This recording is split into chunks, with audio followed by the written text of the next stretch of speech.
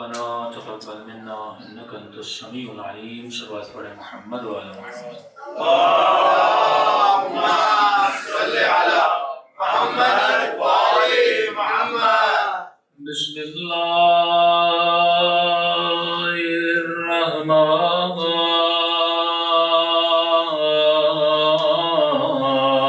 الرحيم.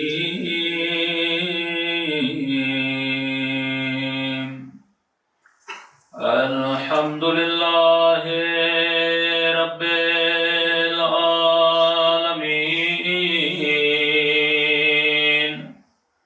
الحمد لله كما هو أهله. الصلاة والسلام على سيد المرسلين وخاتم النبيين أبي القاسم محمد. صلوات پڑھے محمد. اللهم صل على محمد وآل محمد. على آله الطيبين الطاهرين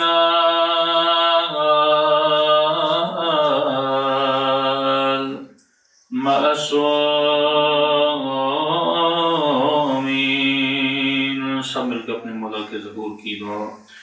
اللہم کن ولیک حجت ابن الحسن صلواتک علیہ وعلی آلہ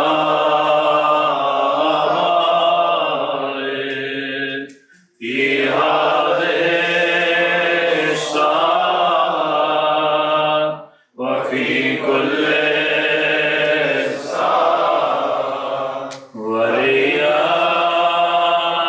وحافظا وقائدا وناصرا ودليلا وعينا حتى تسكنه أرضك طوعا وتمتعه فيها طويلا برحمتك يا أرحم الراحمين. صلوات پڑھے محمد وعلى محمد. اللهم صل على محمد وآل محمد. بسم الله الرحمن الرحيم. رب اشرح لي صدري ويسر لي أمري واحلل عقدة من لساني يفقهوا قولي. أما بعد فقد قال سبحانه وتعالى وما خلقت الجن والإنس إلا ليعبدون. صلوات پڑھے محمد وعلى محمد. اللهم صل على محمد وآل محمد. دعا ہے پروردگار عالم ہم سب کی عبادتوں کو اپنی بارگاہ میں قبول فرمائے اور جس مقصد زندگی کی خاطر یہاں جمع ہوئے خدا ان مقاصد میں بھی ہم سب کو کامیابیاں نصیب فرما دے. مسلسل آپ کی خدمت میں عرض کر رہے ہیں کائنات میں ہر شے کے بننے کا کوئی نہ کوئی مقصد ہے، کوئی نہ کوئی ہدف ہے. ایک چھوٹے سے چھوٹا موبائل بھی آپ اپنے ہاتھ میں رکھتے ہیں تو وہ بھی بغیر مقصد کے نہیں بنا. جتنی بھی اشیاء عالم جنہیں آپ دیکھ رہے ہیں وہ اپنے ہدف کی طرف رواں دواں ہیں. کبوتر کو دیکھیں، بادل کو دیکھیں، سورج کو دیکھیں، چاند کو دیکھیں، ایک خاص روٹین میں چل رہے ہیں اور کوئی نہ کوئی ہدف پورا کرتے ہوئے آگے بڑھ رہے ہیں. تو خدا نے ہر شے کا ہدف بیان کیا کہ میں نے سورج کیوں بنایا، میں نے چاند کیوں بنایا، میں نے تبدیل شمس و قمر کیوں بنائی، اور وہیں پر کہا کہ میں نے تجھے کس مقصد کے لیے بنایا. کہ انسان یہ 6 فیٹ 7 فیٹ کا انسان، یہ وجود بشر، یہ لباد بشر میں ہماری روح کو قید کر کے رکھا. فرمایا تجھے ہم نے اس دنیا میں بھیجا، ایک مقصد کی خاطر بھیجا، اور مقصد یہ ہے کہ تو اللہ کی معرفت کو حاصل کرے. معرفت خدا کب حاصل ہوتی ہے؟ جب تو اپنی معرفت حاصل کر لے. تو مولا علی فرماتے ہیں کہ ہر کام کو کرنے کے لیے اس کام کی انفارمیشن کو حاصل کرنا بہت ضروری ہے. جب تک آپ کے پاس آگہی نہیں ہوگی، جب تک آپ کے پاس نالج نہیں ہوگا، آپ ایک چھوٹی سی گاڑی بھی نہیں چلا سکتے، آپ ایک چھوٹا سا موبائل بھی نہیں چلا سکتے. اور آگہی اور علم نہ ہونے کی وجہ سے آپ اس چیز کو بھی خراب کرتے ہو اور خود کو بھی نقصان میں ڈال سکتے ہو. تو ہر شے کو چلانے کے لیے اس کی انفارمیشن کا ہونا ضروری ہے.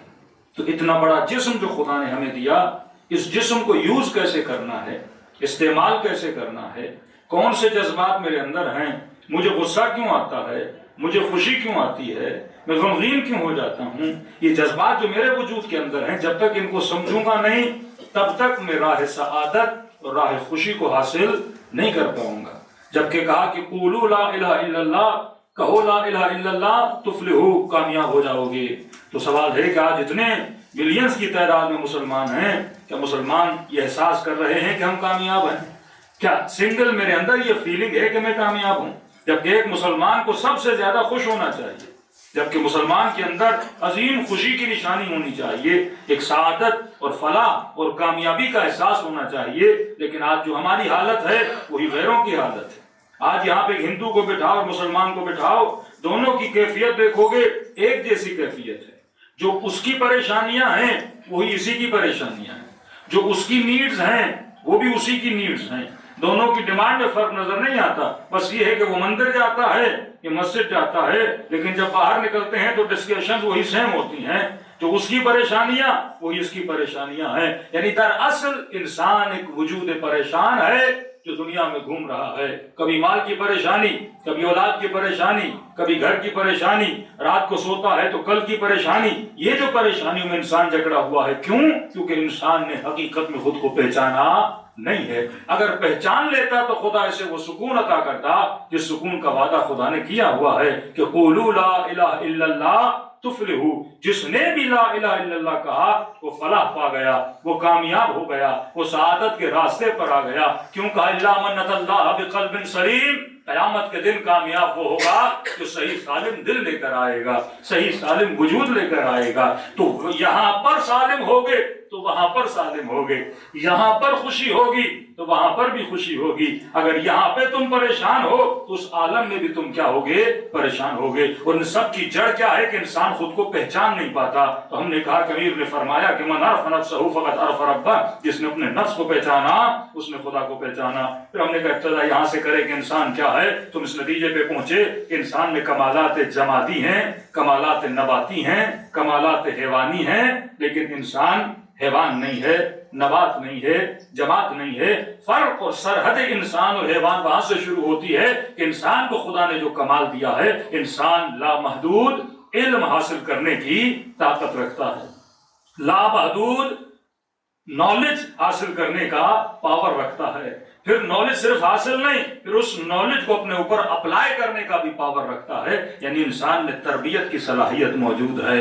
اور تربیت پا کر غلام حسین بنا، ابو ذر تربیت پا کر ابو ذر بنے. کہا یہ فلاں 7ویں درجے پر، فلاں 9ویں درجے پر، فلاں 10ویں درجے پر. یہ ایمان کے درجات کیوں بتائے جاتے ہیں؟ مطلب ہر انسان جتنا چاہے خود کو تربیت دے. اب یہ تیرا اختیار ہے، تو حیوانی زندگی گزارنا چاہتا ہے یا انسانی زندگی گزارنا چاہتا ہے. یہ تیرا اختیار ہے، تو حسینی بننا چاہتا ہے یا یزیدی بننا چاہتا ہے. لا اکراہ فی الدین، دین میں کوئی جبر نہیں ہے، کوئی زبردستی نہیں ہے. خدا زبردستی تجھے جنتی نہیں بنائے گا، نہ ہی زبردستی کوئی تجھے جہنم میں بھیجے گا. یہ تیرا اختیار ہے، تو انتخاب کس کا کرتا ہے، یہ تیرا اختیار ہے کہ تو سلیکٹ کس کو کرتا ہے. تو اپنی مرضی سے سلیکٹ کرے گا، لیکن تیری سلیکشن کے پیچھے تیری نالج بڑی اثر انداز ہے. اگر تیرے پاس علم اور آگہی ہوگی، معرفت وجود ہوگی، تو تمہارا انتخاب بھی حسین ابن علی ہوگا، کبھی تو یزید کا انتخاب نہیں کرے گا. لیکن اگر تم نے کامیابی مثلا مال کو سمجھ لیا، کامیابی تخت کو سمجھ لیا، کامیابی پاور کو سمجھ لیا، تو تم کس کے پیچھے جاؤ گے؟ یزید کے پیچھے جاؤ گے. کیونکہ تخت کس کے پاس ہے؟ یزید کے پاس ہے. مال کس کے پاس ہے؟ یزید کے پاس ہے. تو ہم نے کہا کہ وجوداً ہر انسان کس کا عاشق ہے؟ انسان عاشق کمال ہے. یہ اللہ نے افریقن ہو، انڈین ہو یا پاکستانی ہو، پوری دنیا کے انسانی وجود میں ایک صفت رکھ دی، آپ کی فطرت میں رکھ دی کہ آپ سب عاشق کمال ہو. مثلا اس مجمع میں سوال کروں کہ کون سا بندہ ہے جو ناکام ہونا چاہتا ہے؟ ایک کوئی جو ہاتھ کھڑا کرے، مولانا ہم ناکامی پسند کرتے ہیں. اور کون ہے جو کامیاب ہونا چاہتا ہے؟ تو ہر بندہ کہے گا میں کامیاب ہونا چاہتا ہوں. تو سوال ہے کہ جب ہر بندہ کامیابی چاہتا ہے، پھر لوگ ناکام کیوں ہوتے ہیں؟ اسکول میں ایڈمیشن لینے سے پہلے ہر بندہ پاس ہونے کی نیت سے جاتا ہے. کوئی ایسا بندہ ہے جو اسکول میں ایڈمیشن لے فیل ہونے کی نیت سے؟ جتنا خرچہ کرتے ہیں، ایڈمیشن لیتے ہیں، ٹریول کرتے ہیں، کامیابی کے پیچھے نا. کوئی ایسا بندہ ہے جو ناکام ہونا چاہے؟ پھر سوال کوشچن تو جنم لیتا ہے کہ انسان جب کامیابی کے پیچھے تھا تو ناکام ہوا کیوں؟ کیونکہ جسے یہ کامیابی سمجھ رہا ہے وہ دراصل کامیابی تھی نہیں. یہاں پہ دھوکہ کھاتا ہے. ایک چیز کو حسین سمجھتا ہے، وہ حسین ہے ہی نہیں. ایک چیز کو باکمال سمجھتا ہے، وہ باکمال ہے ہی نہیں. شیطان آپ کی فطرت کو نہیں بدلتا، شیطان رول ماڈل بدل دیتا ہے. کہ ہم نے کہا کہ فطرتاً ہر انسان خدا پسند ہے یا پرست ہے. ہر بندہ، اب ڈونلڈ ٹرمپ لو یا بش لو، کوئی بھی بندہ ہو، ہر بندہ فطرتاً خدا پرست ہے. لیکن سوال یہ ہے پھر خدا سے دور کیوں ہوتا ہے؟ شیطان کو پتا ہے کہ یہ خدا پرست ہے. شیطان کیا کرتا ہے؟ اس کا خدا بدل دیتا ہے. اس کے بجائے کہ اس کو وحدہ لا شریک کے پاس لے کر چلا جائے، کبھی بت کے پاس لے کر جاتا ہے، کبھی آگ کے پاس لے کر جاتا ہے، کبھی سورج کے پاس لے کر جاتا ہے کہ یہ تیرا خدا ہے. اسی طرح فطرتاً ہر بندہ کسی نہ کسی ہادی کی تلاش میں، اسے کوئی چاہیے جو اس کو ہدایت دے. یہ ہر زمانے میں کسی نہ کسی ٹیچر کی تلاش میں رہتا ہے، کیونکہ اس کے پاس علم نہیں ہوگا یہ عالم کے پیچھے جائے گا. جو چیز آپ کے پاس نہیں ہے آپ اس کے پاس جاؤ گے جس کے پاس وہ چیز موجود ہے. جو آپ کے وجود کے خلا، جو آپ کے وجود کی کمی کو پورا کرے، آپ اس کے پیچھے جاؤ گے نا. بندے کو بھوک ہوگی کھانے کے پیچھے جائے گا، بندہ جاہل ہوگا علم کے پیچھے جائے گا. بندے کے پاس طاقت نہیں ہوگی، کسی ایسے کے پاس جائے گا جس کے وجود کو کیا کرے؟ طاقتور کرے. تو یہ فطرتاً اللہ نے رکھا، ہر بندہ ہادی کی تلاش میں. اب شیطان کو پتا ہے میں سے کچھ بھی کر لوں یہ بالآخر کسی نہ کسی ہادی کی تلاش میں ہے. تو شیطان کیا کرے گا؟ اس کے بجائے کہ تجھے علی کے در پر لے جائے، کسی غیر کے در پر لے جائے. وہ ہادی بدل دیتا ہے، وہ خدا بدل دیتا ہے، وہ کمال بدل دیتا ہے. اس سے پہلے کہ تم سمجھو واقعاً کمال حقیقی کیا ہے، وہ تمہیں بولے گا مال کمال ہے، وہ تمہیں بولے گا دولت کمال ہے، وہ تمہیں بولے گا تخت و تاج کمال ہے، وہ تمہیں بولے گا یہ گاڑی مل گئی کمال ہے، وہ تمہیں بولے گا فلاں انسان سے شادی ہو گئی کمال ہے، وہ تجھے بولے گا فلاں جگہ پہ چلے گئے کمال ہے. اب تم پوری زندگی اپنی محنتیں، اپنی طاقتیں، اپنی انرجی اس کو حاصل کرنے میں لگا لو گے، اور جب وہ چیز حاصل ہو جائے گی تب بھی تجھے سکون نہیں ملے گا. کتنا ایک دوسرے کو جب ہم دیکھتے ہیں، مثلا ہر بندہ اپنی اپنی فیلڈ میں، مثلا آپ نے کسی امیر کو دیکھا، کسی عالم کو دیکھا، کسی انجینئر کو دیکھا، کسی ڈاکٹر کو دیکھا، تو انسان اس کو دیکھ کے یہ من میں سوچتا ہے اگر میں اس کی جگہ پہ ہوتا تو بس میرے پاس تو سب کچھ ہوتا. اگر وہ میری چیز میرے پاس ہوتی، وہ والا علم میرے پاس ہوتا، وہ والی طاقت میرے پاس ہوتی، وہ والا پیسہ میرے پاس ہوتا، وہ والا گھر میرے پاس ہوتا. انسان بار بار سوچتا ہے نا. اور کئی انسان ایسے ہیں جو سوچتے ہیں اگر وہ میرے پاس ہوتا، اور جب وہ مل بھی جاتا ہے پھر بھی وہ مطمئن نہیں ہوتے. اس چیز کے ملنے کے بعد پتا چلتا ہے میں جس کی چیز کے پیچھے دیوانہ تھا، اس کے ملنے کے بعد تو میری زندگی میں کوئی خاصا فرق ہی نہیں آیا. معصوم فرماتے ہیں ہاں مال تجھے سکون دیتا ہے پر ٹیمپریری، گاڑی سکون دیتی ہے ٹیمپریری، انسان سکون دیتا ہے ٹیمپریری. کسی بھی چیز میں اللہ نے ابدی سکون نہیں رکھا. جس چیز کی تلاش میں تو ہے، تو کمال مطلق کی تلاش میں، کوئی ایسی چیز جو تمہارے وجود کو کیا کر دے؟ مطمئن کر دے. اور وہ چیز کیونکہ جسم لمیٹڈ ہے، اور جو تو جسے کمال سمجھ رہا ہے وہ کمال بھی لمیٹڈ ہے. کمال اگر انلمیٹڈ ہو تو کمال ہے، حسن اگر انلمیٹڈ ہو تو حسن ہے، لذت اگر انلمیٹڈ ہو تو لذت ہے. یہ لذت کیسی جو 5 منٹ میں ختم ہو جائے، یہ کمال کیسا جو 2 دن میں ختم ہو جائے، یہ حسن کیسا جو 50 سال کے بعد مرجھا جاتا ہے. حسن تو وہ ہے جو کبھی نہ ختم ہونے والا، لذت تو وہ ہو جو کبھی نہ تمام ہونے والی، دولت تو وہ جو کبھی تمام ہونے کا نام نہ لے. یہ دولت کیسی، 1000 آپ نے ڈالر رکھے اور 1 مہینے کے بعد ختم ہو گئے، پھر اسی کے پیچھے پتہ توڑنے لگ جاتا ہے. یہ کیسا حسن ہے. دنیا کی حسین ترین خواتین کی فلم انڈسٹری میں ایج کتنی ہوتی ہے؟ Maximum 10 years. مرد تو پھر بھی زیادہ چل جاتا ہے. عورتیں تو 10 سال 8 سال کیریئر اس کے بعد کیا ہو جاتا ہے؟ ختم ہو جاتا ہے. اگر اس بندی خدا میں عقل ہوتی کہ دنیا مجھ سے محبت نہیں کرتی، دنیا میرے ٹیمپریری حسن سے محبت کرتی ہے. اگر دنیا کو تجھ سے محبت ہوتی تو ہمیشہ کے لیے محبت ہوتی نا. 10 سال میں تیرا حسن گیا، دنیا نے تجھے فلم انڈسٹری سے نکال دیا. یہ عقل ہوتی کہ فلاں بندہ مجھ سے دوستی کر رہا ہے یا میرے مال سے دوستی کر رہا ہے، مجھ سے دوستی کر رہا ہے یا میرے حسن سے دوستی کر رہا ہے، مجھ سے دوستی کر رہا ہے یا میرے پاور سے دوستی کر رہا ہے. تو جیسے پاور گیا دوستی گئی، جیسے مال گیا دوستی گئی، جیسے حسن گیا دوستی گئی. تو کسی ایسے سے محبت کرو نا جس کا پاور نہ ختم ہونے والا ہو، جس کا حسن نہ تمام ہونے والا ہو، جس کی دولت کبھی پایا پذیر نہ ہو. کسی ایسے کو ڈھونڈو نا. اور واقعی میں انسان کسی ایسے کے تلاش میں ہے تو ایک نفس ہمیں دھوکہ دیتا ہے کہ یہ کمال ہے، دراصل وہ کمال نہیں ہوتا. اور کمال دھوکہ آپ کب کھاتے ہو؟ دھوکہ ہم تب کھاتے ہیں جب ہمارے اندر کسی چیز کی کمی ہوتی ہے. تو اگر کوئی چیز میری کمی کو پورا کرتی ہے تو میں اسے کمال سمجھنے لگتا ہوں. دراصل وہ چیز میری کمی کو پورا نہیں کر رہی، وہ میرے جسم کی کمی کو پورا کر رہی ہے.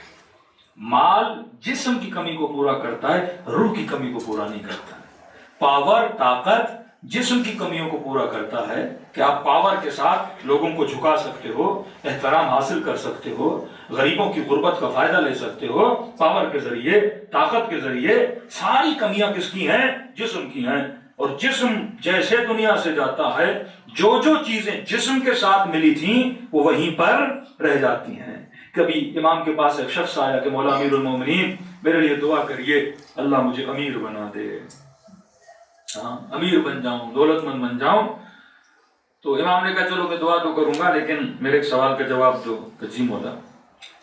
اگر پوری دنیا کی دولت سونا تیرے پاس آ گیا، امام نے کہا تیرے ذات میں کسی چیز کا اضافہ ہوگا اس چیز کے آنے سے؟ تیری ذات میں مثلا اگر تو امیر بن جائے، تیرے 2 سینگ نکل آئیں، ذات میں کوئی اضافہ ہو جائے، ایون اس باڈی میں کسی چیز کا اضافہ ہو جائے، تو محسوس کر اس چیز کے آنے سے تیرے اندر کوئی چیز بڑھی ہے، تو وہ نہیں مولا کسی چیز کا اضافہ تو نہیں ہوگا. مثلا آپ ایک لائن میں کسی بادشاہ کو کھڑا کر دیں، کسی کروڑ پتی کو کھڑا کر دیں، کسی جنرل کرنل کو کھڑا کر دیں، وداؤٹ اس کے اس نے وہ لباس پہنا ہو، سب کو ایک جیسے کپڑے پہنا دے، دور سے آپ بتا سکتے ہو یہ امیر ہے یہ غریب ہے؟ کیونکہ ان چیزوں کے آنے سے ان کے وجود میں کسی چیز کا اضافہ نہیں ہوتا. تو معصوم فرماتے ہیں ایسی چیز کیوں مانگتا ہے جس چیز کے ملنے سے تیرے اندر اضافہ ہونے والا نہیں ہے. کہ ایسی چیز مانگ جس سے تیرے وجود میں اضافہ ہو اور وہ چیز تجھ سے کبھی جدا بھی نہ ہو. کہ مولا کیا کہ معرفت پروردگار عالم، علم حاصل کر، انفارمیشن کو بڑھا، اس چیز سے تیرے اندر اضافہ ہوتا ہے. مثلا آپ اپنی دولت کہاں تک کیری کر سکتے ہو؟ محتاج ہو کارڈز کے، بینکس کے، اکاؤنٹس کے، پاور ہوگا فوجیوں کے، اسلحے کے، محتاج ہے نا بندہ. اور جیسے مرے گا یہ ساری چیزیں یہاں پہ چھوڑ کے چلا جائے گا. لیکن اگر معرفت حسین ہو، معرفت خدا ہو، معرفت نفس ہو، یہ مرنے کے بعد بھی دنیا کی کوئی چیز اس سے جدا نہیں کر سکتی. وہ چیزیں آپ کے روح کے ساتھ رہتی ہیں. تبھی فرمایا من ثقلت موازینہ فہو فی عیشۃ راضیہ. مرنے کے بعد جس کا وزن زیادہ ہوگا، کس چیز کا وزن؟ باڈی کا وزن زیادہ ہوگا، پیسے کا وزن زیادہ ہوگا، گھر کا وزن زیادہ ہوگا؟ نہیں، جس کے اعمال کا وزن زیادہ ہوگا. فَهُوَ فِي عِيشَةٍ رَاضِيَةٍ، وہاں پہ کیا کرے گا بندہ؟ عائش کرے گا۔ تو سب سے پہلے میں نے یہ سوچنا ضروری ہے کہ جسے میں کمال سمجھ رہا ہوں کیا واقعاً وہ کمال بھی ہے کہ نہیں ہے۔ ہاں وہ ضرورت زندگی ہو سکتی ہے، وہ لوازمات زندگی، گاڑی لوازمات زندگی، پیسہ لوازمات زندگی ہے، لیکن کبھی کمال نہیں ہے، کیونکہ اگر کمال ہوتا تو خدا یہ کمال کبھی اپنے دشمن کو نہ دیتا، اگر کمال ہوتا خدا کبھی یزید کو نہ دیتا، اگر کمال ہوتا کبھی قارون کو نہ دیتا، اگر کمال ہوتا کبھی فرعون کو نہ دیتا۔ تو اصل جو کمال ہے جو خدا صرف اپنے محبوب بندوں کو دیتا ہے وہ اپنی معرفت کا نور ہے جو ابراہیم کو عطا کیا،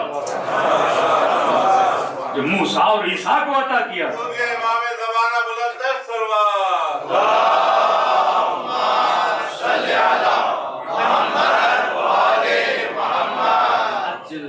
تو نگاہ جتنی سرکل نگاہ جتنا بڑا ہوگا آپ کا علم اتنا بڑا ہوگا۔ آج ایک انسان نے اپنی زندگی کا خلاصہ کب کیا ہے؟ پیدائش سے لے کر وفات تک۔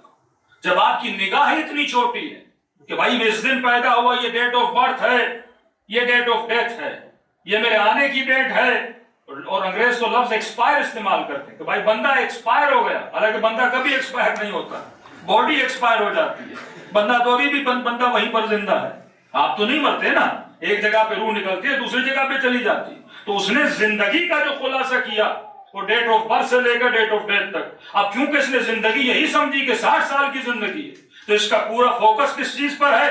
60 سال کی زندگی پر ہے۔ اب اس کا ہم، اس کا غم، اس کا ٹینشن، اس کی پریشانی، اس کی بھاگ دوڑ صرف اس 60 سال کے لیے ہے، کیونکہ اس نے ایم ہی 60 سال کو بنایا ہے۔ لیکن جس کا ایم بڑا ہو جائے تو بھائی 60 سال نہیں ہے، یہاں سے جاؤں گا عالم برزخ ہے، عالم برزخ کے بعد عالم قیامت ہے، عالم قیامت کے بعد حیات ابدی اور جنت کا فلسفہ ہے، تو میں جو کچھ کروں گا پھر ان 4 فیزز کو دیکھ کر کروں گا۔ لیکن ابھی جو میں زندگی گزار رہا ہوں صرف ایک فیز کو دیکھ کر زندگی گزار رہا ہوں، تو جب ایک ہی چیز کو زندگی دیکھ کر گزاروں گا تو زندگی میں ٹینشن بھی ہوگا، اس زندگی میں پریشانی بھی ہوگی، اور میرے چہرے پر وہ اطمینان نہیں ہوگا جو اطمینان حسین ابن علی کے چہرے پر، جو اطمینان علی ابن ابی مولا پہ کوئی فرق نہ پڑا کہ علی ابن ابی طالب کو حکومت ملتی ہے یا نہیں ملتی۔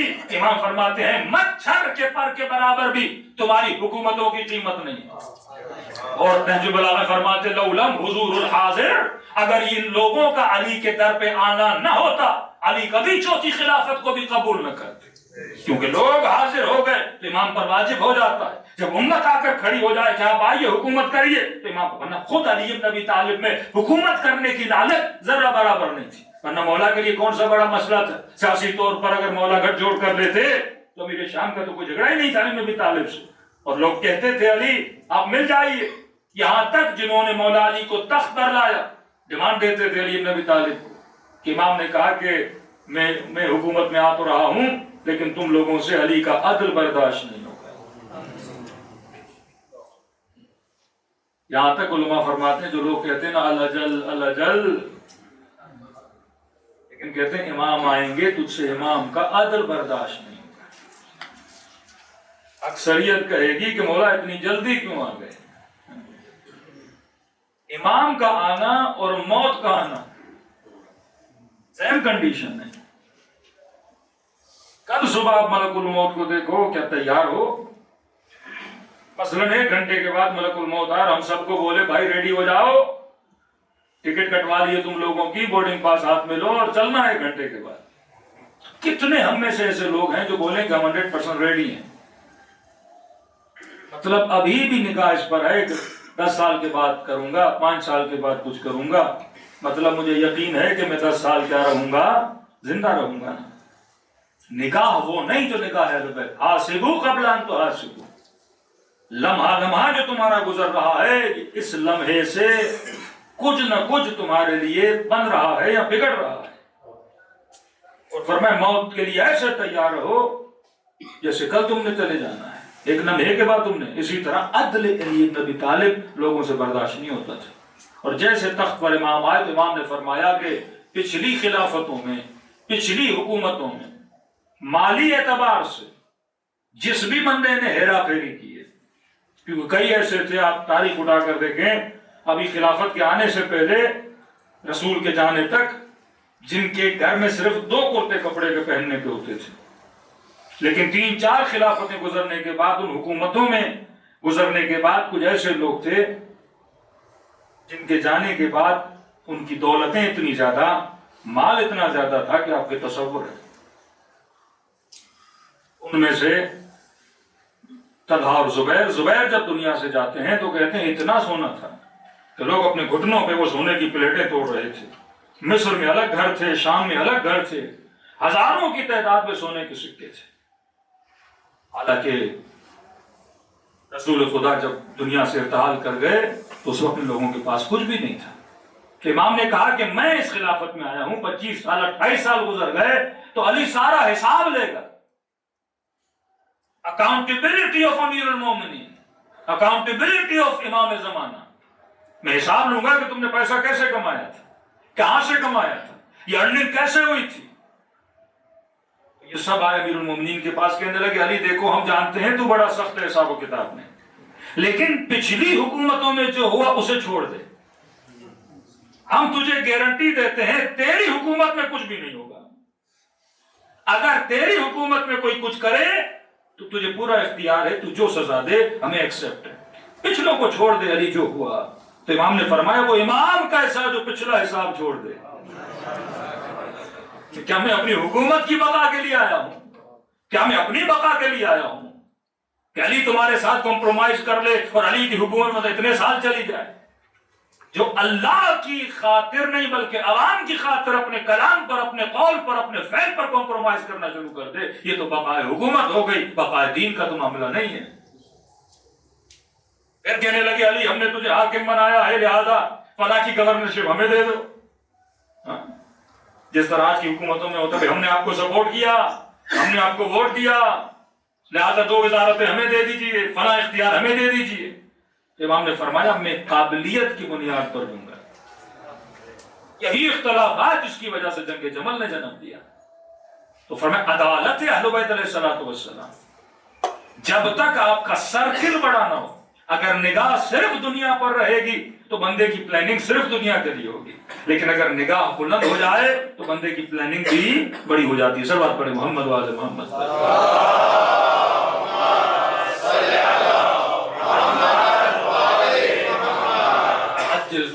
تبھی فرمایا کہ جسے تو کمال سمجھ رہا ہے در حقیقت سوچو کہ واقعاً وہ کمال ہے بھی کہ نہیں ہے۔ ہم نے کہا کہ جب آپ کے وجود کو اس کی مناسب چیز مل جاتی ہے تو انسان کو سکون ملتا ہے۔ جب تک آپ کے وجود کے اندر راحت اور سکون نہیں تب تک سمجھو آپ کامیاب نہیں ہو۔ مثلاً انسان کے اندر چند چیزیں ہیں۔ سب سے پہلے ہم بحث کرتے ہیں حسیات کی، جسے محسوسات بولتے ہیں۔ آنکھ، زبان، شکم، ہاتھ، کان، یہ محسوسات ہیں۔ حسیات کو جب اپنی چیزیں ملتی ہیں تو انہیں سکون ملتا ہے۔ کل میں نے آنکھ کی مثال دی۔ آنکھ کو سکون کب ملتا ہے؟ جب آنکھ کو مناسب روشنی ملتی ہے تب آنکھ مطمئن ہوتی ہے۔ مثلا آپ کی نظر کمزور ہو گئی، آپ بک پڑھ نہیں پا رہے تو آپ کے اندر کیا پیدا ہوگی؟ بے چینی پیدا ہوگی، اضطراب پیدا ہوگا۔ ڈاکٹر اینک دے گا آپ کو، پھر آپ کو کیا مل جائے گا؟ سکون مل جائے گا۔ مطلب آنکھ کو مناسب رینج میں جب چیزیں ملتی ہیں تو آنکھ کو کیا ملتا ہے؟ سکون ملتا ہے۔ یہی آنکھ ہے اگر سورج کو دیکھے گی بے سکون ہو جائے گی، کیونکہ سورج کی روشنی آنکھ کی رینج سے کئی گنا زیادہ ہے، لہذا آپ کو سکون نہیں ملتا۔ اسی طرح آپ کے کان ہیں، محسوسات میں آتے ہیں۔ کان کو وہ آواز ملے جس آواز کو کان، وہ فریکوینس ملے جس کو یہ کیا کر سکتا ہے؟ برداشت کر سکتا ہے۔ اس سے زیادہ اگر ملے گا تو آپ کو کیا ہوگی؟ اذیت ہوگی۔ کئی لوگوں کو مثلا جیل میں بند کرتے ہیں ٹارچر دینے کے لیے، تیز تیز آواز میں چیزیں چلا دیتے ہیں، اب بندہ سو نہیں پاتا، اسے سکون مل نہیں پاتا، لہذا پریشان ہوتا ہے۔ اسی طرح آپ کا پیٹ ہے، اسے مناسب کھانا ملے گا یہ راحت میں آئے گا، پیاس میں پانی ملے گا وجود راحت میں آ جائے گا، اسے محسوسات بولتے ہیں۔ دوسری چیز ہے مخیلات، آپ کا خیال، قوے خیال بھی تصورات جب اسے ملتے ہیں تو اسے سکون ملتا ہے۔ مثلا آپ کو فلاں گاڑی پسند ہے، رات کو بیٹھ کے سوچو گے نا، خیال ہے گاڑی میں گھوم رہا ہوں، فلاں بندے کے ساتھ بیٹھا ہوں، پلاننگ کر رہے ہو، یہ سارا خیال جب تک بندے کا ایکٹیو نہ ہو، اور خیال کو کیا چاہیے؟ تصویریں چاہیے۔ تخیلات چاہیے. جب اسے تصویریں ملتی ہیں، ایسی تصویریں جو مٹیریلسٹ نہیں ہیں.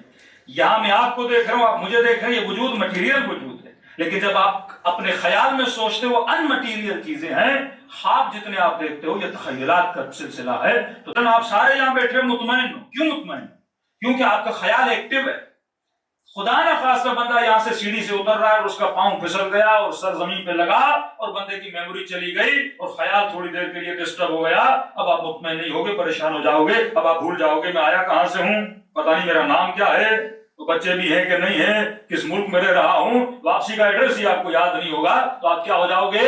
پریشان ہو جاؤ گے. ابھی آپ کا خیال ایکٹیو ہے کیونکہ آپ کو پتا ہے مجلس کے بعد کہاں جانا ہے، گھر کہاں ہے، گاڑی کہاں کھڑی ہے، موبائل کا پاسورڈ کیا ہے، کپڑے کہاں پہ پڑے ہیں. یہ سارا آپ کا خیال کیا ہے؟ ایکٹیو ہے. آپ کو پتا ہے کہ میں نے اس کے بعد کیا کرنا ہے. یہاں تک کہ آپ نے 4 5 سال کی پلاننگ کر کے بھی رکھی ہوئی ہے. آپ مطمئن ہو. لیکن جیسے خیال ڈسٹرب ہو جائے گا، جیسے خیال کو چوٹ پہنچے گی، ویسے ہی آپ پریشانی اور آپ کے اندر اضطراب آنا شروع ہو جائے گا. تو پہلا محسوسات میں آپ کو سکون ملتا ہے جب وہ چیز آپ کو مل جاتی ہے. افطاری میں کتنا سکون آتا ہے آپ کو؟ بھوک ہوتی ہے بندے کو، سفرے پہ بیٹھا کھانا کھایا، بندے کو کیا مل گیا؟ سکون مل گیا.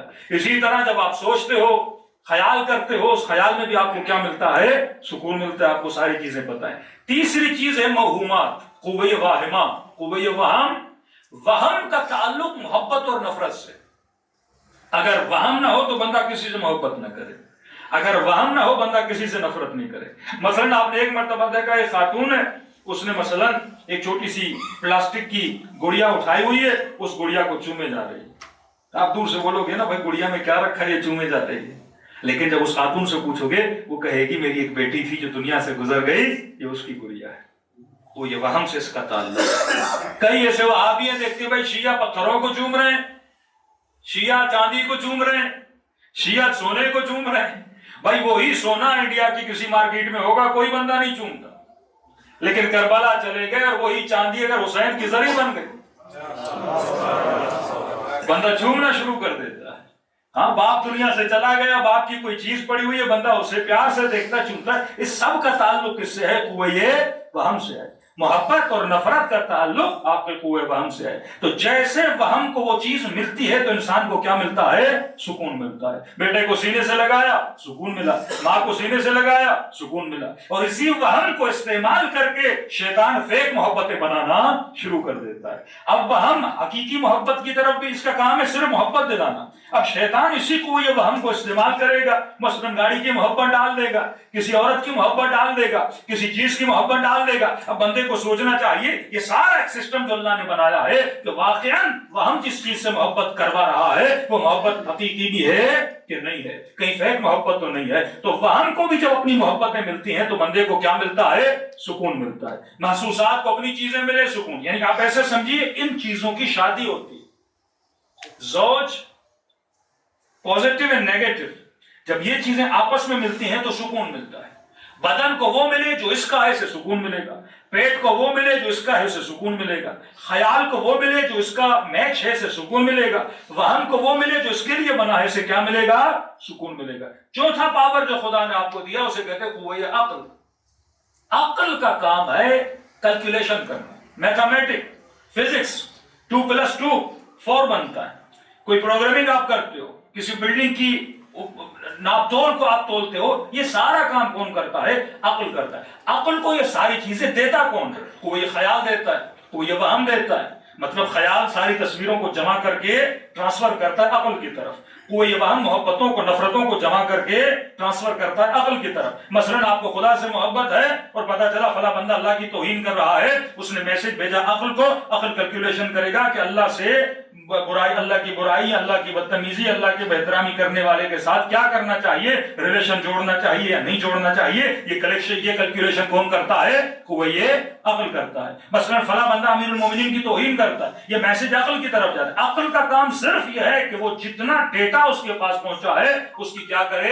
کیلکولیٹ کرے، 2+2 کرے. عقل بتاتا ہے چھوٹی چیز بڑے سے چھوٹی ہوتی ہے. عقل آپ کو بتاتا ہے کہ جو چیز سفید ہے وہ کالی نہیں ہوتی، جو کالی ہے وہ سفید نہیں ہوتی. یا آپ نے کہا کوا کالا ہوتا ہے، بندے نے کہا کوا کیسے کالا ہوتا ہے؟ کہ جتنے کوے ہم نے دیکھے ہیں سارے کوے کالے ہیں، ایک کوا دکھاؤ جو کیا ہو، سفید ہو. تو عقل کا کام کیا ہے؟ کیلکولیشنز کرنا. یہ 4 طاقتیں تین طاقتیں قوہ وہم، قوہ خیال اور محسوسات حیوان کے اندر بھی موجود ہیں۔ ایک بلی کے اندر بھی محسوسات ہیں، وہ بھی کھاتی پیتی ہے، اس کے اندر بھی تخیل موجود ہے، اس کے اندر بھی وہم موجود ہے، وہ بھی اپنے بچوں سے پیار کرتے ہیں، اس کے اندر بھی نفرت ہوتی ہے، اس کے اندر بھی خوف ہوتا ہے، اس کے اندر بھی ڈر ہوتا ہے۔ تین منزلیں حیوان کے اندر بھی ہیں۔ چوتھی منزل جو قوہ عقل ہے، کیلکولیشن کرنا، کیلکولیشن انسان کے اندر ہے۔ دوسرا، ملائکوں کے اندر بھی یہ کیلکولیشن موجود ہے، یعنی جو ملائکۃ اللہ ہیں ان کے پاس بھی عقل ہے، آپ کے پاس بھی عقل ہے۔ جب کہا انسان اشرف المخلوقات ہے، یعنی ملائکوں سے بھی افضل ہے، ملائکۃ اللہ سے بھی اوپر جا سکتا ہے، جب اس کی پانچویں چیز اس کی ایکٹیو ہو جاتی ہے، جسے بولتے ہیں ما وراء عقل۔ جو طاقت ما وراء عقل ہے، روح کا پاور ہے جو خدا نے آپ کو عطا کیا ہے۔ جب آپ اسے ایکٹیو کرتے ہو تو آپ ملائکۃ اللہ سے اوپر چلے جاتے ہیں، یعنی ملائکۃ اللہ تیرے خادم بن جاتے ہیں جب آپ اپنی وہ چیز ایکٹیو کرتے ہو جس چیز کے ذریعے، یعنی عقل کو کیلکولیشن چاہیے، خیال کو تصویریں چاہیے، وہم کو محبت چاہیے، محسوسات کو مٹیریل چیزیں چاہیے، ما وراء عقل جس چیز کے پیچھے ہے وہ وجود پروردگار عالم ہے۔ اس چیز کے ذریعے آپ نے معرفت خدا کو حاصل کرنا ہے۔ اس چیز کے ذریعے 4 مرحلے جب آپ کروس کرو گے، اس کے بعد آپ معرفت پروردگار عالم تک پہنچو گے، اور جو اس درجے پہ پہنچ جاتا ہے پھر معصوم فرماتے ہیں ملائک تیرے خدام بن جاتے ہیں۔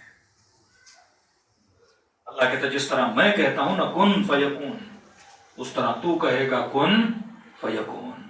صبغۃ اللہ ومن احسن من اللہ صبغۃ، تو رنگ خدا میں رنگ جاتا ہے، پھر تو ولی اللہ بن جاتا ہے، کیونکہ کائنات میں تو آیا ہی ولایت خدا کو حاصل کرنے کے لیے۔ یہ لذتیں جو تو حاصل کر رہا ہے یہ مقامات حیوانی ہیں، اصل جو مقام انسانی ہے اس لذت کو حاصل کر۔ کیا تجھے ذکر خدا میں لذت ملتی ہے؟ کیا اللہ سے بات کرنے سے لذت ملتی ہے؟ کہ مولانا نہیں ملتی۔ کیوں نہیں ملتی؟ کیونکہ ابھی تک تو نے اس کی محبت کو اپنے وجود میں اتارا نہیں ہے، ابھی تک تو خدا کا عاشق نہیں بنا۔ جتنا تو دوسری چیزوں کو پسند کر رہا ہے، جتنے دوسرے معشوقات کے پیچھے لگا ہوا ہے، جبکہ مرنے کے بعد جتنی بھی چیزوں سے تو محبت کر رہا ہے، عالم برزخ میں کوئی چیز ریٹرن میں تجھے ملنے والی نہیں ہے، تو فرمایا اس سے محبت کر جو عالم برزخ میں تجھے ملے گا۔ اور اس سے کب محبت ہوگی؟ جب ڈیپلی انسان سوچے گا کہ جب کائنات اتنی حسین بنا سکتا ہے تو وہ خود کتنا حسین ہوگا۔ اتنا پاور کائنات میں آپ کو قدرت الہی نظر آ رہی ہے، تو بندہ اگر ڈیپلی سوچے تو خدا کا عشق اس کے وجود میں سما سکتا ہے۔ صلوات پڑھے محمد و آل محمد۔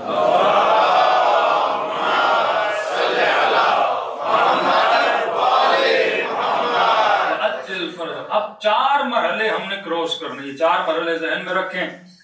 پہلا مرحلہ ہے جہاں سے انسان کی بناوٹ کی ابتدا ہوتی ہے، یعنی جہاں سے ہماری کریشن شروع ہوتی ہے، وہ ہے شکم مادر، ماں کا پیٹ۔ دوسرے مرحلے ہم کہاں پر آتے ہیں؟ عالم دنیا۔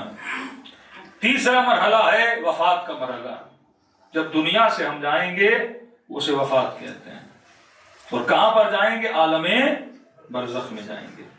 عالم برزخ کے بعد آتا ہے قیامت کا میدان، قیامت کے بعد ہے حیات ابدی، یعنی اصل جو زندگی ہے آپ کی وہ قیامت کے بعد ہے، یعنی انسان جو جیے گا وہ کب جیے گا؟ قیامت کے مرحلے کے بعد۔ ابھی آپ جینے کے مرحلے میں نہیں ہو، ابھی آپ تکامل کے مرحلے میں ہو، یعنی انسان کمپلیٹ ہو رہا ہے۔ شکم مادر میں انسان کا جسم کمپلیٹ ہوتا ہے، دنیا میں آنے کے بعد عالم برزخ کی تیاری کے لیے ہم ایک مرحلہ گزارتے ہیں۔ عالم برزخ میں بھی انسان کمپلیشن کی یعنی کمپلیٹ ہوتا ہے، وہاں پر بھی عالم قیامت میں بھی انسان کمپلیٹ ہونے جاتا ہے۔ پورا انسان کب بنتا ہے؟ جب اس نے جنت کے اندر جانا ہوتا ہے، جیسے حیات ابدی بولتے ہیں، خالدین فیہا، یعنی ہمیشہ کے لیے جہاں پہ انسان رہے گا، یا ہمیشہ جنت میں جائے گا یا ہمیشہ جہنم کی طرف جائے گا۔ اب اس ہمیشہ والی زندگی کا دار و مدار کس پر ہے؟ دنیا پر ہے، عالم برزخ پر ہے اور عالم قیامت پر ہے۔ جہاں پہ آپ کو شفاعت کا تصور نظر آتا ہے کہ رسول شفاعت کریں گے، اہل بیت شفاعت کریں گے، اولیاء اللہ شفاعت کریں گے، ساری شفاعت کا دار و مدار کہاں پر ہے؟ عالم برزخ پر ہے۔ وہ بھی اللہ کی نعمت ہے، کیونکہ عالم برزخ میں ہر کسی کی شفاعت نہیں ہوتی، یہ کرم اہل بیت ہے کہ ہم اتنے گنہگار ہوں گے لیکن پھر بھی اہل بیت علیہ الصلوۃ والسلام اپنی شفاعت کے ذریعے سے ہمارے ناقص وجود کو کیا کریں گے؟ کامل کر دیں گے۔ اب کاؤنٹ ہم نے کہاں سے کرنا؟ شکم مادر سے۔ امیر المؤمنین علی بن ابی طالب علیہ الصلوۃ والسلام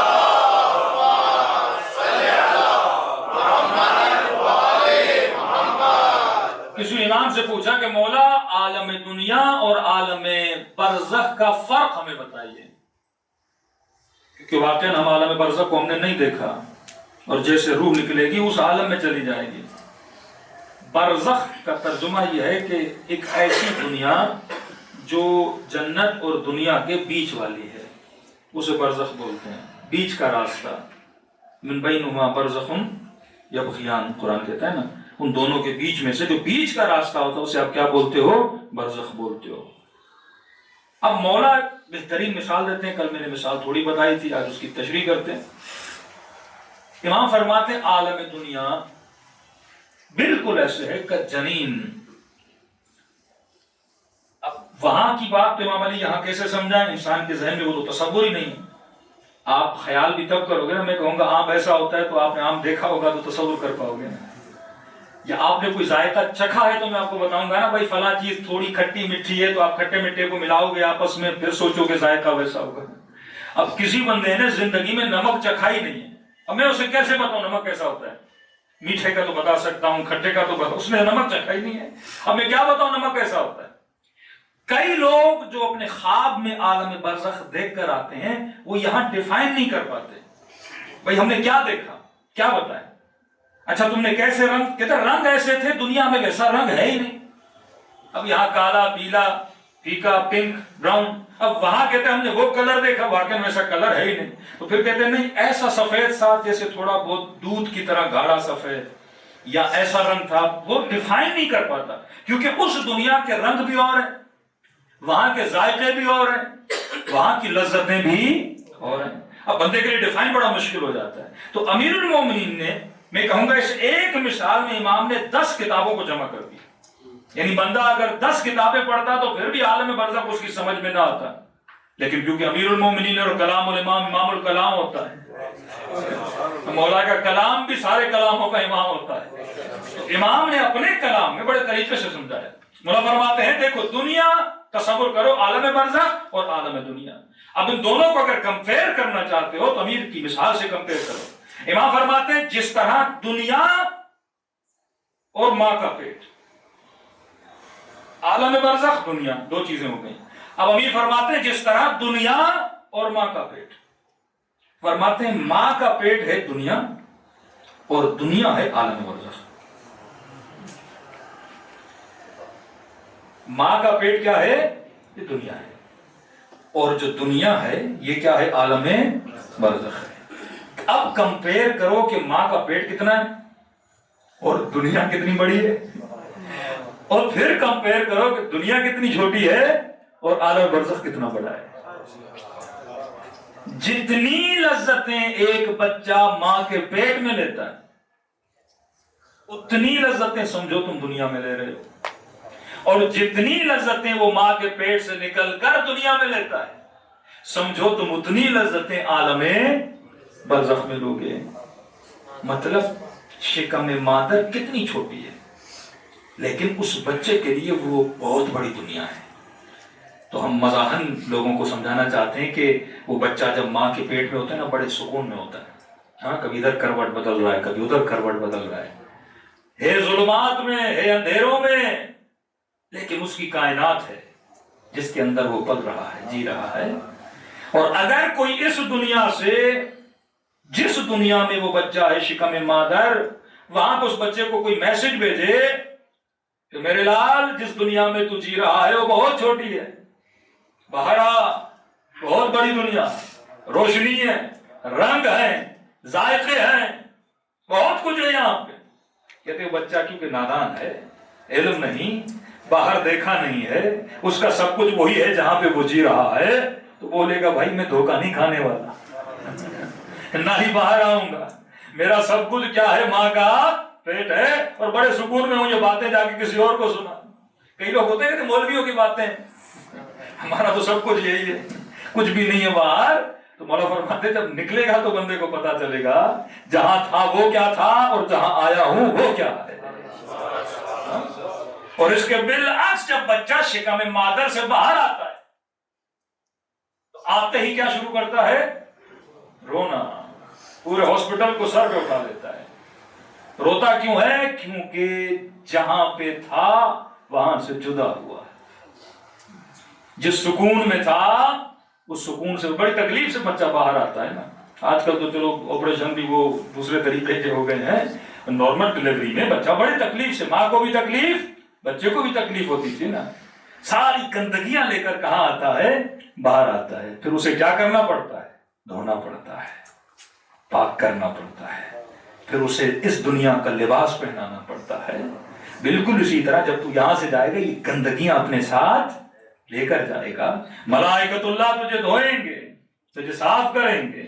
اور آتے ہی جب بچہ اس دنیا میں آتا ہے تو کیا کرتا ہے؟ رونا شروع کر دیتا ہے، چیخنا شروع کر دیتا ہے. ہاں.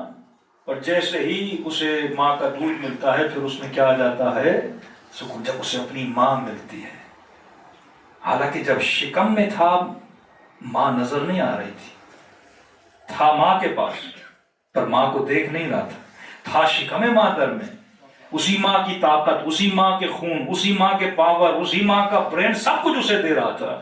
وہ پاور اسے دے رہا تھا لیکن اس ماں کو محسوس نہیں کر رہا، دیکھ بھی نہیں رہا. اور شاید اسے پیٹ میں بتاؤ کہ باہر کوئی ماں ہے جو تجھے پال رہی ہے، بولتا ہے جھوٹ کسی اور کو بولو.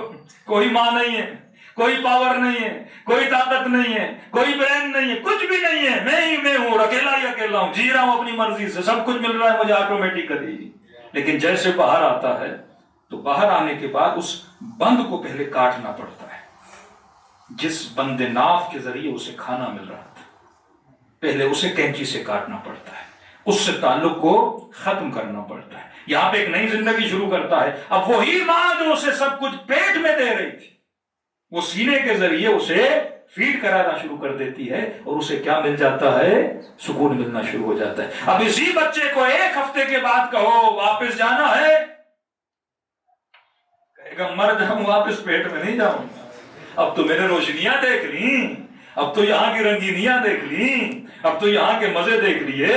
اسی لیے جب مومن دنیا سے جائے گا، معصوم کا فرمان ہے چاہے گنہگار ہو چاہے مومن ہو، کہے گا کاش میں پہلے یہاں آ جاتا. مولا مومن کا تو سمجھ آتا ہے، وہ نعمتوں کو دیکھے. گنہگار کیوں بولے گا؟ معصوم فرمان تو اس لیے بولے، کہے گا خدا کاش پہلے مر جاتا تو گناہ کم کر کے آتا.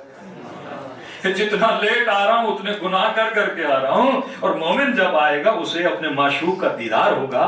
تو معصوم نے جو مثال بڑی پیاری دی، فرمایا جتنی لذتیں، جتنا عالم شکم مادر ہے جو جنین ماں کے پیٹ میں ہوتا ہے، بالکل اسی طرح دنیا ہے. جتنی دنیا کی لذتیں اس کے مقابل میں، یعنی آپ ایک میتھمیٹک بندے کو بٹھا دو اور اسے بولو کہ ماں کا پیٹ کتنا ہے اور دنیا کتنی ہے، ملینز ٹائم یہ دنیا کائنات کتنی بڑی ہے. شکم مادر واقعاً ایک نقطہ بھی بولے تو اس کائنات کے مقابلے میں وہ کچھ بھی نہیں ہے. اور کائنات کتنی بڑی ہے، شکم مادر میں لذتیں کتنی تھی؟ بہت کم.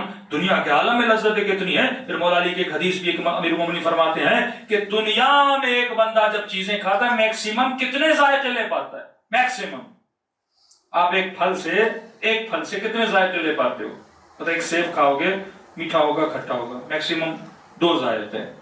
بہت کوئی عجیب غریب پھل ہو تو اس میں 3 ذائقے موجود ہوں. 3 ذائقوں سے زیادہ تو کسی پھل میں بھی ذائقے نہیں ہوتے. لیکن معصوم فرماتے ہیں عالم برزخ میں جب بندہ ایک پھل کھائے گا، خدا نے ایک پھل میں 50,000 ذائقے رکھے ہوں. ایک لقمہ کھائے گا 50,000 مزے لے گا، کیونکہ لذت لا محدود ہے، عالم لا محدود ہے. خدا نے جس چیز کو مد نظر رکھا ہے وہ تمہاری روح ہے. تو فرمایا پہلا مرحلہ، یعنی یہ اب اس میں پوری سائیکولوجی، پوری میتھمیٹک امام سمجھاتے ہیں، عالم برزخ اور عالم دنیا. دنیا سمجھو ماں کا پیٹ ہے، دنیا ماں ہے جس میں تو پلتا ہے، اور یہ ماں تو ہے، تو نے خود کو پالنا ہے اس دنیا کے اندر. بچہ شکم مادر میں گیا، کتنے مہینے میں یہ بچہ بڑا ہوتا ہے؟ 9 مہینے میں. 9 مہینے میں اس کا جسم بنتا ہے. اس بچے کو پالنے میں کس نے اس بچے کی کیئر کرنی ہے؟ بچے کی ماں نے کیئر کرنی ہے۔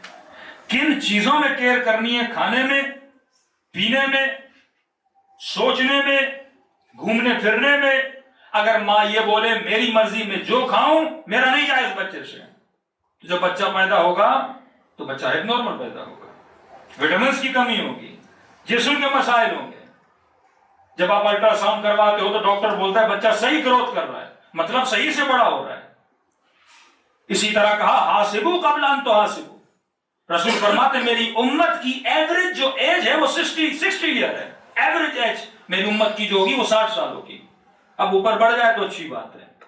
تو اگر میں آج 30 کا ہوں یا 40 کا ہوں تو میں نے اپنی لائف کے 2/3 گزار لی ہیں، 2 حصے میری لائف کے گزر گئے، ایک حصہ بچہ، مطلب میرے پاس 20 ایئرز ہیں۔ جو تم نے اپنی زندگی کی یہاں پہ کیلکولیشن کرنی وہ 60 ایئر والی کرنی ہے۔ بڑے ہو گئے تو ایک بڑی بات ہے، 60 سال تمہاری ایوریج ایج ہے، 40 سال تم نے گزار دی ہے۔ جس طرح اس بچے کا الٹرا ساؤنڈ ہوتا ہے، بھائی گرو صحیح کر رہا ہے، ہاں بھائی گرو صحیح کر رہا ہے، ہاتھ وات دل بل ہر چیز صحیح پڑ رہی ہے، بچہ صحیح سالم ہے۔ اسی طرح یہ تم نے خود کو اسکین کرنا ہوتا ہے، میں نے 60 سال، میں نے 40 سال، میں نے 30 سال کیسے گزارے؟ صحیح گرو کیا ہے کہ میں نے نہیں کیا؟ اگر صحیح گرو نہیں کرو گے پیدا ہونے کے بعد معذور پیدا ہوگے۔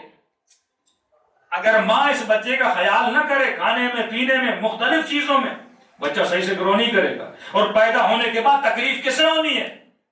ماں کو بھی ہونی ہے، بچے کو بھی ہونی ہے۔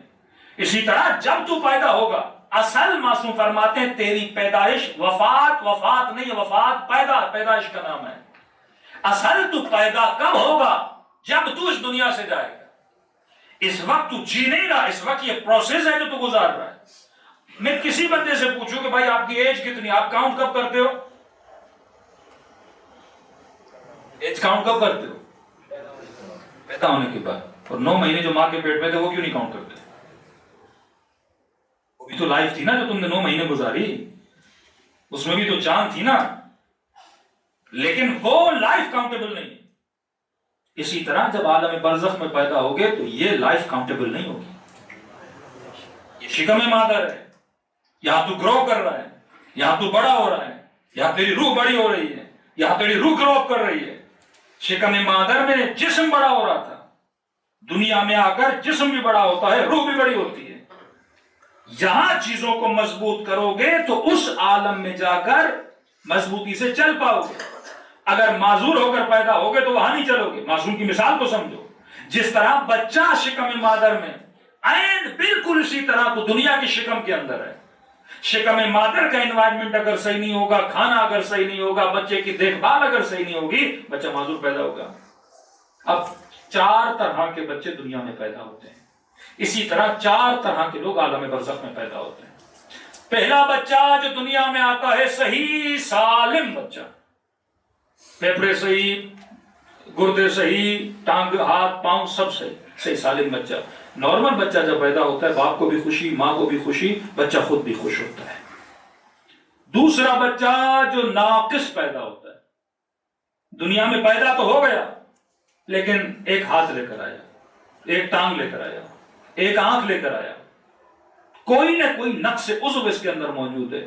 جب یہ دنیا میں آتا ہے اسے دنیا تکلیف نہیں دیتی، اپنا ناقص ہونا اسے تکلیف دیتا ہے۔ دنیا کے انوائرمنٹ ویسا ہی ہے جیسا صحیح سالم بچے کے لیے تھا، کیونکہ یہ ناقص پیدا ہوا ہے، اسے کیا کر رہا ہے وہ انوائرمنٹ؟ تکلیف دے رہا ہے۔ ماں بھی تکلیف میں، باپ بھی تکلیف میں۔ تیسرا جو بچہ جو ناقص نہیں ہے، ایکسٹرا آرڈنری چیزیں لے کر آیا ہے، 2 دل لے کر آ گیا، 2 ہاتھ لے کر آنے تھے 4 ہاتھ لے کر آ گئے، 2 سر لے کر دنیا میں پیدا ہو گئے۔ بھئی آپ کو تو خوش ہونا چاہیے، آپ کے بچے کے پاس 2 دل ہیں، سب کے 1 دل ہیں، آپ کو تو خوش ہونا چاہیے نا۔ لوگوں کی 2 ٹانگیں ہیں، یہ 4 ٹانگیں لے کر آ گیا ہے۔ آپ خوش کیوں نہیں ہوتے؟ آپ کو کون بتاتا ہے یہ بچہ ایک نارمل ہے؟ کوئی نہیں بتاتا۔ آپ سمجھتے کیسے وہ یہ نارمل ہے؟ کبھی نوٹ کیا؟ آپ کی گود میں مثلا خدا نخواستہ ایک بچہ پیدا ہوا اور آپ نے بچے کو دیکھا اور اس بچے کے مثلا 5 انگلیاں نہیں ہیں، 6 ہیں، 2 ٹانگیں نہیں ہیں، 3 ہیں، 2 سر ہیں، آپ فوراً گھبرا جاتے ہو کہ یہ بچہ صحیح پیدا نہیں ہوا۔ آپ کو کون بتاتا ہے صحیح پیدا نہیں ہوا؟ جب بچہ دنیا کے انوائرمنٹ کے حساب سے پیدا نہیں ہوتا، تو آپ بولتے ہو یہ کیا ہے؟ ایب نارمل ہے۔ دنیا کا انوائرمنٹ یہ ہے، چلنے کے لیے 2 ٹانگیں چاہیے، دیکھنے کے لیے 2 آنکھیں چاہیے، دھڑکنے کے لیے 1 دل چاہیے۔ جب یہ دنیا کے حساب سے مس میچ کر جاتا ہے تو آپ کیا بولتے ہو؟ ایب نارمل ہے۔ تبھی کا یوم ترل مجرمون بسیماہم، قیامت کے دن کوئی نہیں بتائے گا یہ مجرم ہے، یہ نیک ہے، یہ متقی ہے، جنتی ہے، اس کا حلیہ بتائے گا۔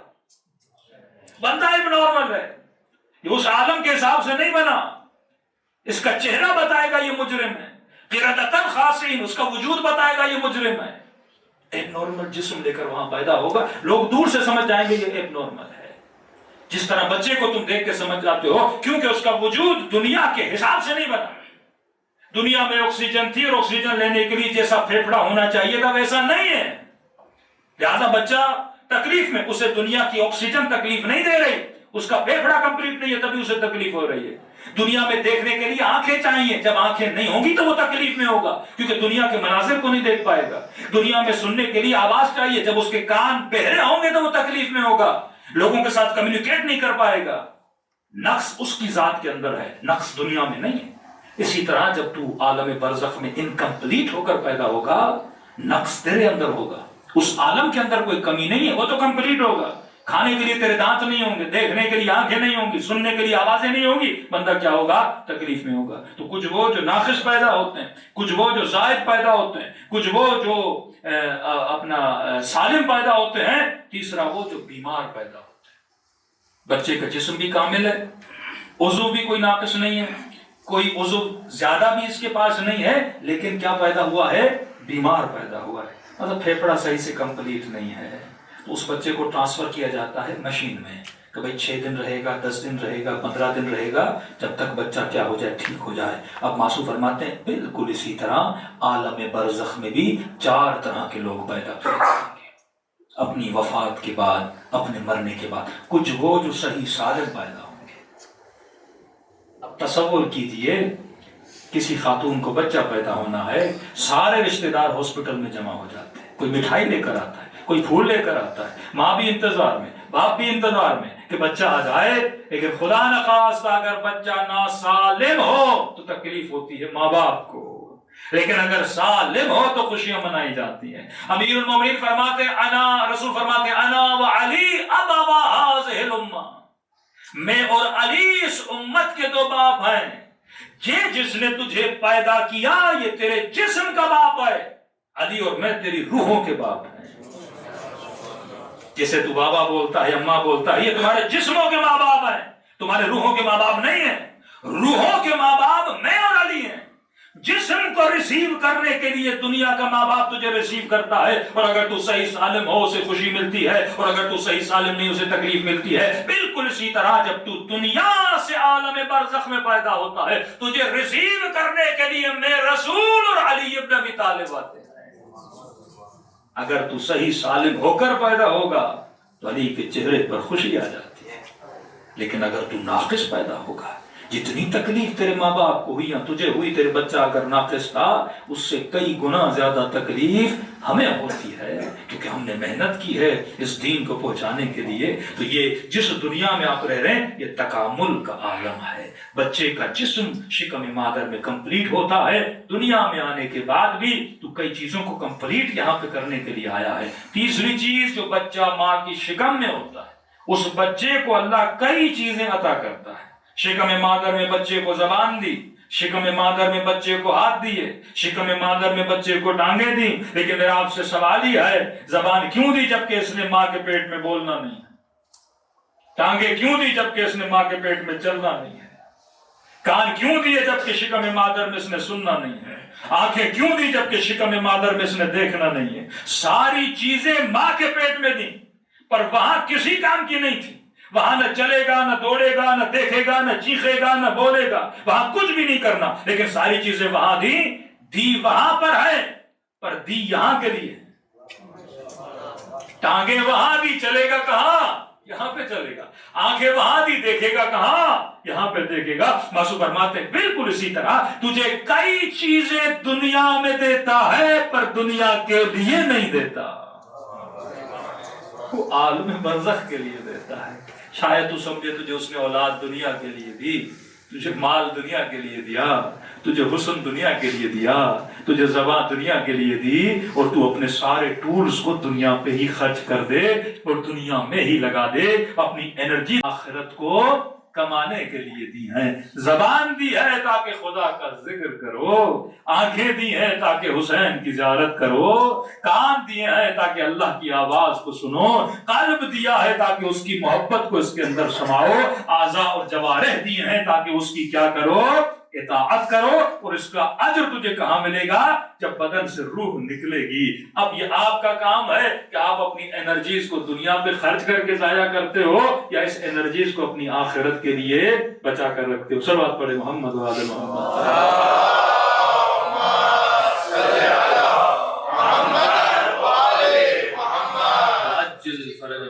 تو کبھی یہ مت سوچئے کہ امام حسین نے اپنے بدن کو کربلا میں خدا نخواستہ ضائع کر دیا، نہیں، حسین کو پتا تھا یہ ہاتھ پاؤں دیے ہی اس لیے، دنیا کے لیے نہیں دیے، عالم آخرت کے لیے۔ جہاد کا تصور یہ ہے کہ جو کچھ ہے، هل ادلکم علی تجارت تنجیکم من عذاب علیم تؤمنون باللہ وتجاہدون فی سبیل اللہ۔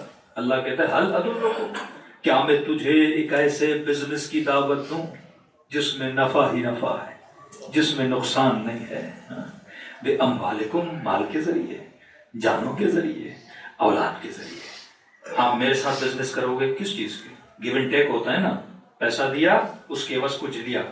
اللہ کہتا ہے میرے ساتھ بزنس کرو، کچھ دو تو تمہیں دوں گا۔ بزنس کرو مال کے ذریعے، بدن کے ذریعے، اولاد کے ذریعے۔ یہ ٹولز ہیں جو میں نے تجھے دیے ہیں۔ اور حسین نے کیا خوب تجارت کی اپنے خدا کے ساتھ۔ علی بن ابی طالب نے شب ہجرت کیا خوب تجارت کی۔ اور بھی تو آئے نا دنیا میں، امیر شام وہ بھی تو دنیا میں آیا، یزید وہ بھی دنیا میں آیا، متوکل، ہارون، مامون، فرعون، قارون، ان کے پاس بھی سب کچھ تھا، پاور تھی، طاقت تھی، لیکن انہوں نے اپنی طاقت اور پاور کو دنیا کے لیے استعمال کیا۔ حسین اگر بد دعا دیتے تو پورا خطہ عرب تباہ ہو جاتا، لیکن اپنی ذات کے لیے کبھی اس پاور کو استعمال نہیں کیا۔ جسم گوایا کربلا میں، کیونکہ یہ جسم بنا ہی عالم برزخ کے لیے تھا۔ بچے قربان کیے عالم برزخ کے لیے، جان قربان کی، ہر شے، یعنی جتنی توانائیاں تھی قربان کی، یہ بتانے کے لیے کہ بندے خدا، دنیا ابتدا کا نام ہے، انتہا کا نام نہیں ہے۔ موت ابتدا کا نام ہے، انتہا کا نام نہیں ہے۔ تو نے سفر لمبا کرنا ہے اور تیری نگاہ بھی حسین کی طرح نگاہ ابدی ہونی چاہیے۔ اگر نگاہ صرف دنیا پہ مرکوز ہو جائے تو واللہ غم بھی ہیں، پریشانیاں بھی ہیں، لیکن اگر نگاہ بڑی ہو جائے تو پھر انسان کی زندگی میں کوئی غم نہیں رہتا۔ کیونکہ معصوم فرماتے ہیں 70 سال والے سے پوچھو کہے گا زندگی خواب کی طرح گزر گئی، جوان سے پوچھو کہے گا زندگی خواب کی طرح گزر گئی، کہ دنیا خواب ہے، بیدار تب ہوگے جب روح بدن سے نکلیں گی۔ موتو قبل ان تموتو، اس سے پہلے کہ تجھے موت آئے اپنے ضمیر کو بیدار کرنا شروع کر دے۔ حاسبو قبل ان تحاسبو، اس سے پہلے کہ ہم تیرا حساب و کتاب کریں خود اپنا حساب و کتاب کرنا شروع کر دے۔ شکر خدا کریں کہ اہل بیت کے ماننے والے ہو، انسان ہر کامل، کمپلیٹ ہیومن، جن کو پتا تھا دنیا میں آنے کا مقصد کیا، رب سے کلام کیسے کیا جاتا ہے، راز و نیاز کیسے کیا جاتا ہے، عشق کیسے کیا جاتا ہے اپنے خالق سے، یہ سب کچھ خدا نے سکھایا۔ اب تصور کریں بی بی زینب کتنی تکلیف میں تھی، لیکن امام زین العابدین فرماتے زندان شام ہے، آدھی رات کا وقت ہے، پھوپھی اماں اٹھتی ہیں، وضو کرتی ہیں اور نماز پڑھتی ہیں۔ امام فرماتا ہے تعجب کا عالم یہ تھا کہ میں نے دیکھا جب نماز پڑھنے لگی تو بی بی زینب بیٹھ کے نماز پڑھ رہی تھی۔ عالمہ ہے، فقیہہ ہے، پتا ہے کہ بیٹھ کے تب نماز پڑھی جاتی جب بندے کو تکلیف ہو۔ فوراً سوال کیا پھوپھی اماں کوئی تکلیف ہے؟ پورے سفر میں آپ نے بیٹھ کے نماز نہیں پڑھی اور آپ ابھی بیٹھ کے نماز پڑھ رہی ہیں۔ تو کہا سجاد میرے لال زندان میں کھانا بہت کم آتا ہے، سارا کھانا یتیموں میں تقسیم کر دیتی، بچوں میں تقسیم کر دیتی۔ اب زینب کے بدن میں طاقت نہ رہی کہ کھڑے ہو کر نماز پڑھے۔ کبھی کبھی انسان کو اپنے اوپر شرم آتی ہے،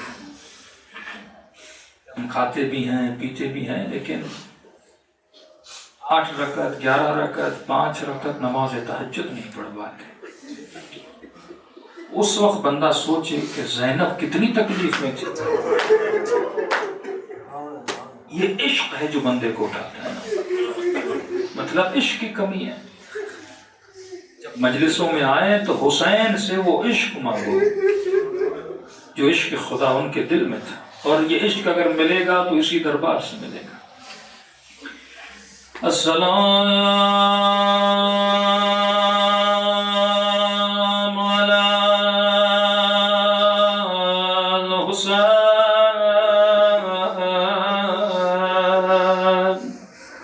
وعلی علی ابن الحسین وعلی اولاد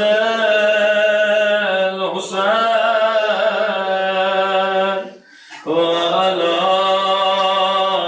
الصحاب سب مل کے سلام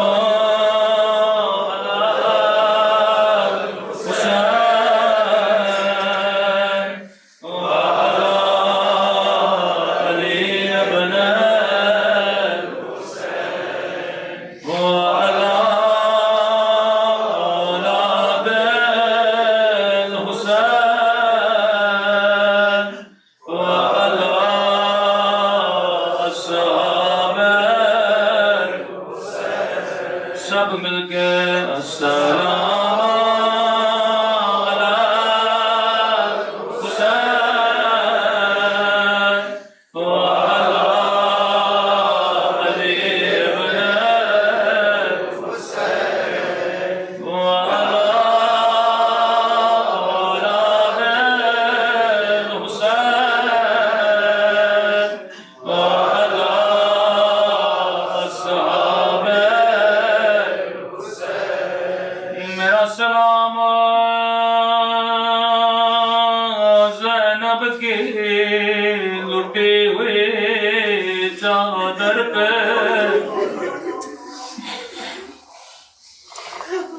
یہ سلام میرے سلام نہیں، امام زمانہ کے سلام ہے۔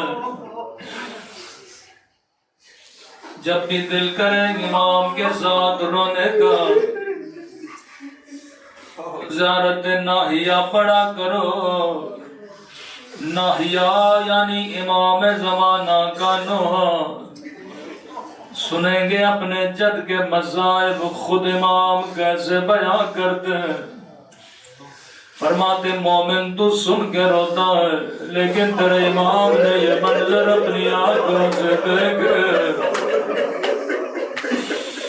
فرمایا ہر روز نماز عصر کے بعد خدا مجھے میرے حسین کا خون بھرا گردہ دکھاتا ہے۔ سنیں گے آپ کے امام زمانہ کیسے اپنے جد کے مذاہب بیان کرتے ہیں۔ 3-4 جملے پر قیامت کے جملے۔ فرمایا میرا سلام قیدی بیبیوں پہ جن کے ہاتھوں کو ان کی گردنوں سے باندھ گیا تھا۔ میرا سلام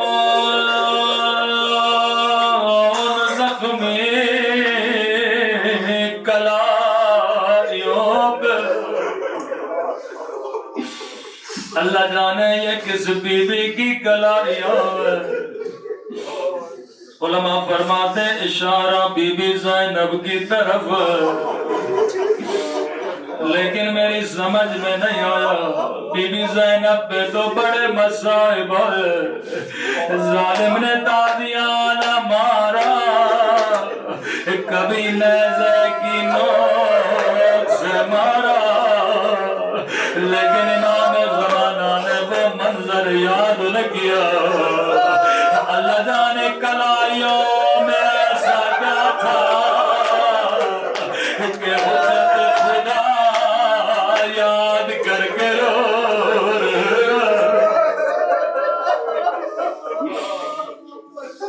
میری عادت ہے میں ہر جملے پہ بڑا سوچنے کا عادی ہوں۔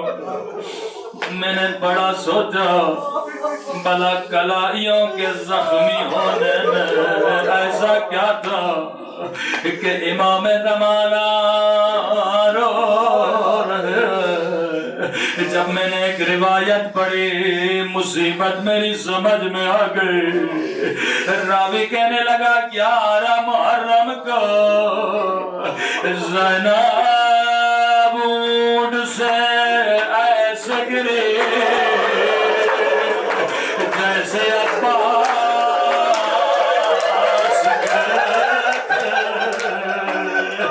شاید کوئی جوان مجھ پہ اعتراض کرے مولانا یہ آپ نے کیسے پڑھا؟ زینب کے تو بازو سلامت عباس کے بازو سلامت نہیں تھے۔ میں نے کہا جواب میں نہیں دوں گا۔ امام زمانہ فرماتے ہیں میرا سلام میری ان پھوپھیوں پہ اور جن کے ہاتھ ان کی گردن سے بھرے تھے اور زینب سے گرے جیسے عباس گرے تھے۔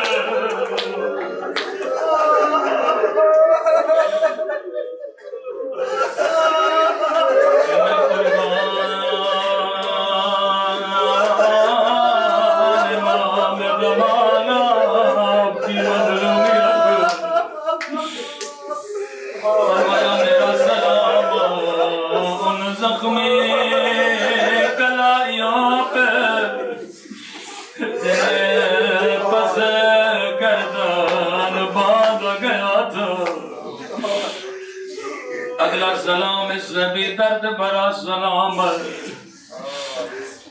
جو مومنین صاحب اولاد ہیں جن کے گھروں میں چھوٹی چھوٹی بچیاں ہیں، وہ امام کے جملے کو محسوس کریں گے۔ فرمایا میرا سلام ان ننھے سے رخساروں پہ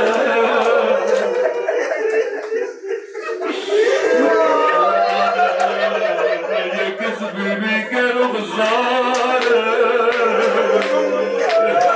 اگلا جملہ بڑا درد بھرا جملہ ہے۔ فرمایا میرا سلام ان زخمی رخساروں پہ اور جن کا رنگ بدل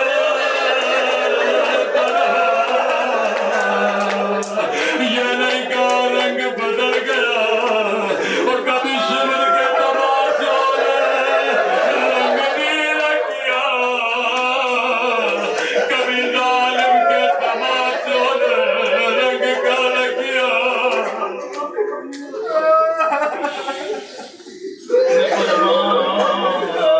امام زمانہ آپ کی مظلومیت میں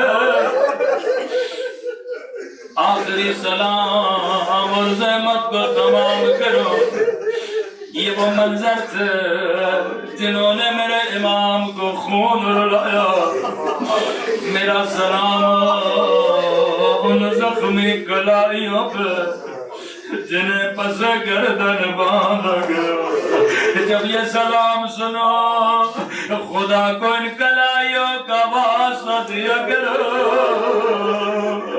خدا کو ان رخساروں کا واسطہ دیا کرو۔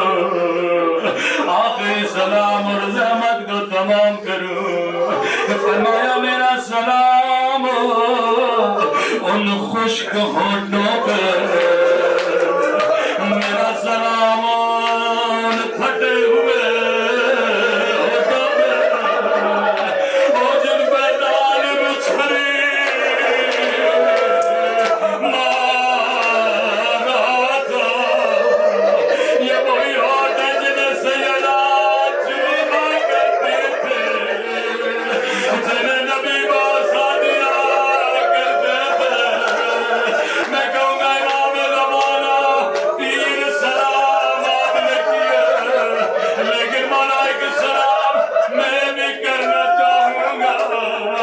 آپ نے کہا آپ کا سلام ان ہونٹوں پہ جن پہ ظالم چھری مارا تھا، لیکن میں کہوں گا میرا سلام ان ننھی سی آنکھوں پہ جو یہ منظر دیکھ رہی تھی۔ اللہ کسی بچی کو بابا کا کتا سر نہ دکھائے، اللہ کسی بچی کو یتیم نہ بنائے، اللہ کسی بچی کو بابا کی زخمی ہاتھ نہ دکھائے۔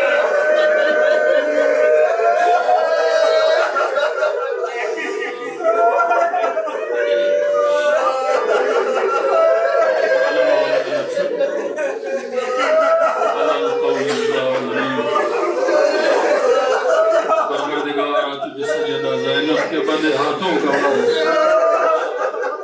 ہمیں قیامت کے بندے ہاتھوں سے محفوظ، اے خدا تجھے سکینہ کے زخمی رخساروں کا باعث، ان چہروں کو قیامت کے دن نورانی فرما، اے خدا تجھے حسین کے زخمی ہونٹوں کا باعث، قیامت کے دن ان زبانوں کو صداقت عطا فرما۔